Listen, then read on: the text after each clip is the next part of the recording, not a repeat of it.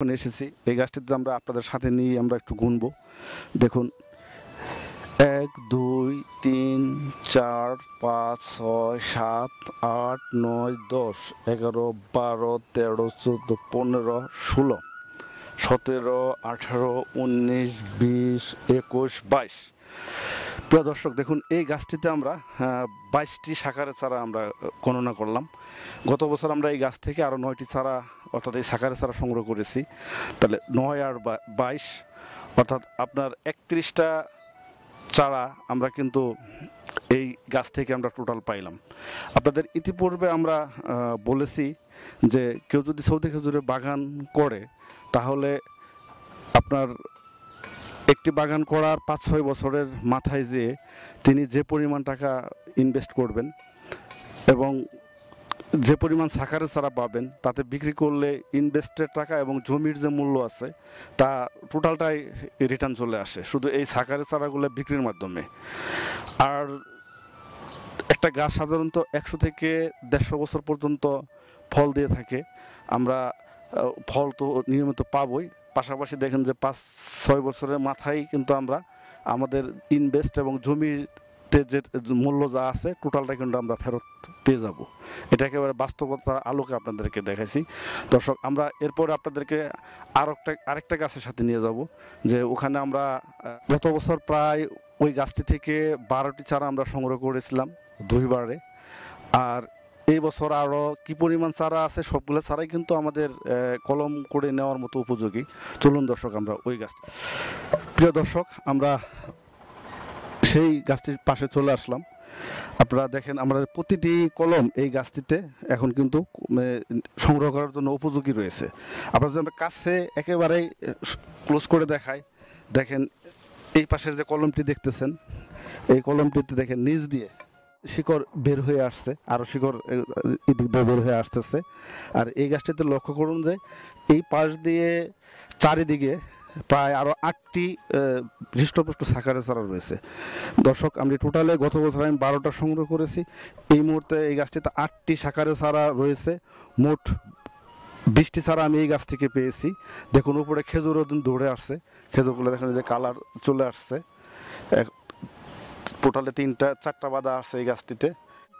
আমরা সর্বশেষ আপনাদের একটি গাছের সাথে যাব এবং সেই গাছের পুরা ২ বছরের একটি গল্প দিয়েই আপনাদের আজকের প্রোগ্রামটা আমি শেষ করব। চলুন যে আমাদের যে একটি গুরুত্বপূর্ণ গাছের কথা আপনাদের সাথে গল্প করব সেই গাছের কাছে যাই। প্রিয় দর্শক আমাদের গল্পের সেই শেষ গাছটির কাছে চলে আসলাম, যে গাছটিতে এখন বর্তমানে কোনো শাখা নেই। গাছটার অবস্থা কিন্তু খুবই দুর্বল। দেখতে পাচ্ছেন যে এখন এই গাছটি কিন্তু ২বার প্রায় মৃতপ্রায় ছিল। এখন গাছটি সুস্থ হয়ে ধীরে ধীরে কিন্তু নতুন পাতা ছেড়ে হৃষ্টপুষ্ট হয়ে উঠতেছে। এই গাছটির যে গল্পটি রয়েছে সেটি হলো এই গাছ থেকে আমরা টোটালে চারা সংগ্রহ করেছি ১৭টা। তার মাঝে আমি আমার বাগানেই লাগিয়েছি ১২টা আর বিক্রি করেছি 5টা। গত ২ বছর আগে আমি এই গাছ থেকে আমার বাগানেই ১২টা চারা লাগাই।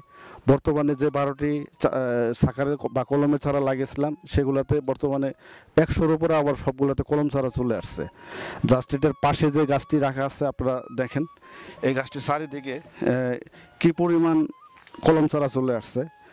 এই গাছটি কিন্তু এই গাছেরই একটি শাখার বা কলম। এরকমই আমাদের বাগানে ১২টি গাছ রয়েছে, যেটা আমি গত ২ বছর আগে যে গাছটি দেখালাম ওই গাছটির কলম আমরা লাগাইছিলাম। প্রতিটা গাছ দেখুন কেমন হৃষ্টপুষ্ট এবং সব এই ১২টা গাছ মিলে আমাদের প্রায় ১০০-র উপর আবার শাখার বা কলমের চারা হয়েছে। আমরা আগামী বছর থেকে এই গাছগুলো থেকে আবার শাখারের বা কলমের চারা সংগ্রহ করতে পারবো, সেই সাথে খেজুরও চলে আসবে। তাহলে দর্শক বুঝতে পারছেন যে একটি সৌদি খেজুর গাছ কত গুরুত্ব সহকারে বংশবৃদ্ধি করা যায় বা আমাদের এটা সারা দেশে বাড়িয়ে তোলা যায়। এখন যে বিষয়টি দাঁড়াইছে যে এই শাখারের বা এই কলমের চারাগুলার, প্রিয় দর্শক গল্পটি শেষ করতে পারলাম না। চলুন আপনাদের আরও কিছু গাছ দেখাই, কারণ অনেকের আরও আকাঙ্ক্ষা আছে যে আরও কিছু গাছ দেখবো। প্রিয় দর্শক এই গাছটিতে এই বছরই প্রথম খেজুর এসেছে। এই গাছ থেকে আমরা গত বছর 11টি শাখার সংগ্রহ করেছিলাম। এই মুহূর্তে আরও রয়েছে ১, ২, ৩, ৪, ৫, ৬, ৭ এই মুহূর্তে আরও 7টি সাকার রয়েছে, অর্থাৎ টোটাল এই গাছটির থেকে আমাদের সাকারের সংখ্যা দাঁড়াইলো 18টি। এরপর দেখুন উপর দিকে কিন্তু খুব চমৎকার খেজুরও কিন্তু রয়েছে। আমরা আমাদের বাগান জুড়ে এরকম শত শত সাকারের চারা রয়েছে, যেটা আমরা সারা দেশেই দিচ্ছি। এই সাকারের দামের বিষয়টা আমি বলবো, আপনারা আগেও জেনেছেন যে আমি একটি সাকারের চারার জন্য মোতালেব ভাইয়ের কাছে গিয়েছিলাম। উনি দাম চেয়েছিল 5 লাখ টাকা, আমি সাহস করে 4 লাখ টাকা নিয়ে গেছিলাম, কিন্তু উনি আমাকে চারাটি দেয়নি। উনি একদম 5 লাখ টাকার কম চারা দিবে না, যার জন্য আমি চারাটি আনতে পারিনি। আর আজকে দেখেন আমার বাগানে শত শত সাকারের চারা রয়েছে। আমি যখন প্রথম দিকে সাকার বিক্রি করি তখন এগুলোর মূল্য ছিল প্রতি পিস 1.5 লাখ টাকা। এরপরে আমি দাম আরও কমিয়ে নিয়ে আসি 1 লাখ টাকা, এরপরে দাম কমিয়ে নিয়ে আসি 50,000 টাকা। এই বছর আমরা প্রচুর সাকার দিয়ে দিচ্ছি মাত্র 25,000 টাকা করে। দর্শক চলুন আমরা আরও কিছু গাছ দেখি, যা খেজুরও রয়েছে, আবার সাকারের চারা রয়েছে। চলুন প্রিয় দর্শক, পাশের যে গাছটি দেখতেছেন এই উপরে খেজুর ধরে আছে, আর নিচের দিকে দেখুন কি সুন্দর সাকারের চারা। আবার সাকারের চারার মধ্যেও কিন্তু নতুন করে আরও সাকার এসে গেছে। এরকম আমরা অসংখ্য সাকারের চারা আমাদের বাগানে সেপারেট করতেছি। এই সাকারের চারাটা সংগ্রহ করতে গেলে বেশ কিছু পদ্ধতি অবলম্বন করা যায়। আমরা এই বছরও কিছু নতুন পদ্ধতি বের করেছি, বিগত সময়ে আরও কিছু পদ্ধতি আমরা শিখেছি। ইতিপূর্বে আমরা এই সাকারের চারা সংগ্রহ করতে 3 বছর আগে 500 চারা আমি বাগান থেকে সংগ্রহ করেছিলাম, ওখান থেকে মাত্র 26টা চারা বাঁচাইতে পেরেছিলাম, আর বাকি সবগুলো চারা মারা গিয়েছিল।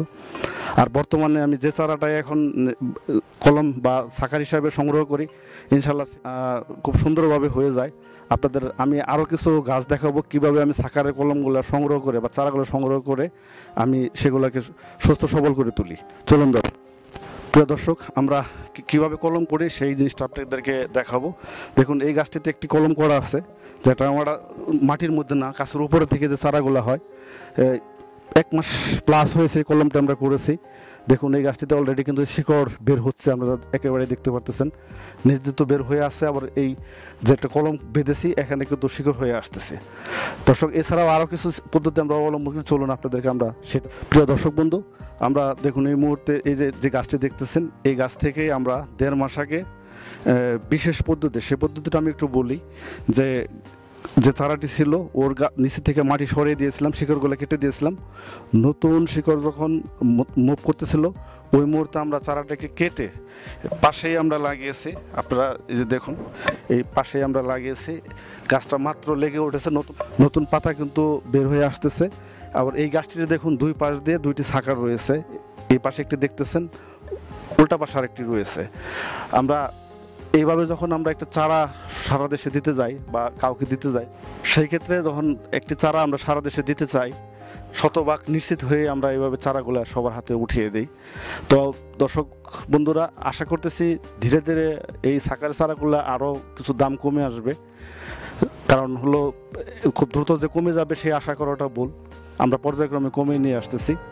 প্রিয় দর্শক, আপনাদেরকে নিয়ে আমি আমার বাগানে আছে ঘুরে ঘুরে এই সাকার বা কলমের চারা সংক্রান্ত বিষয়গুলো আপনাদেরকে সব কিছুই বোঝানো বা দেখানোর চেষ্টা করলাম। আপনারা আমাদের এই ইউটিউব চ্যানেল জাস্ট এগ্রিকালচারকে সাবস্ক্রাইব করে আমাদের সাথেই থাকবেন, তাহলে আমরা অসংখ্য আপনাদের অনেক মজার সুন্দর সুন্দর কৃষি সংক্রান্ত সত্য ঘটনা নিয়ে বা সত্য বিষয় নিয়ে ভিডিওগুলো নিয়ে আপনাদের সাথে উপস্থিত হব নিয়মিতই। আজকে আপনাদের কাছ থেকে বিদায় নিচ্ছি। আপনারা সবাই ভালো থাকবেন, সতর্ক থাকবেন, কারণ জানেন যে এই মুহূর্তে করোনা সারা বাংলাদেশে ব্যাপকভাবে বিস্তার করেছে। আমাদের সতর্ক না হওয়া ছাড়া কোনো ব্যবস্থাই নেই, আমাদেরকে অবশ্যই সতর্ক থাকতে হবে। সবাই ভালো থাকবেন। আসসালামু আলাইকুম।